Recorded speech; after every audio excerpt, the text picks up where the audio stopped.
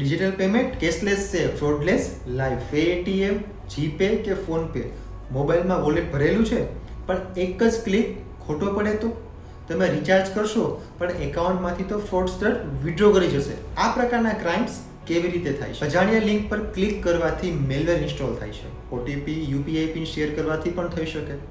Screen share application install કરવાથી પણ થઈ શકે. સોશિયલ એન્જિનિયરિંગ, કસ્ટમર કેર કહીને કોલ કરી અને પણ થઈ શકે. એટીએમ કાર્ડ, વોલેટ ડિટેલ્સને શેર કરવાથી પણ આ પ્રકારના ક્રાઇમ થઈ શકે.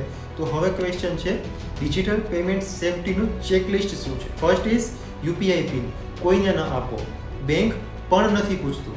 સેકન્ડ, કેવાયસી માત્ર ઓફિશિયલ એપ્સમાં જ કરો. થર્ડ, ક્યુઆર કોડ માત્ર પેમેન્ટ માટે સ્કેન કરો, રિસીવ કરવા માટે નહીં. ફોર્થ, સ્ક્રીન શેર એપ્લિકેશન ક્યારેય ઇન્સ્ટોલ ના કરો.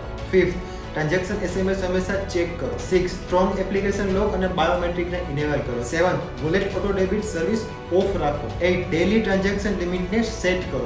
નાઇન્થ, જો તમારો ફોન ખોવાઈ જાય તો તરત જ તમારા બેંક અને યુપીઆઈને તરત જ લોક કરો. અને જો આ પ્રકારનો ક્રાઇમ થાય તો તરત જ 1930 ઉપર ફરિયાદ ફાઇલ કરો. સાયબર મિત્રની સાયબર સુરક્ષા tips. Personal UPI handle ID public social media ઉપર ન રાખવી. કસ્ટમર કેર નંબર માત્ર ઓફિશિયલ વેબસાઇટ પરથી જ લો. ફ્રોડ થતાની સાથે જ તરત જ 1930 ઉપર કોલ કરો. આ વિડીયોને મિત્રો વધુથી વધુ શેર કરો જેથી તમારા હર એક ફેમિલી અને ફ્રેન્ડ્સ સુધી આ પ્રકારની સેફ્ટી ટિપ્સ પહોંચી શકે. Stay safe, stay protected.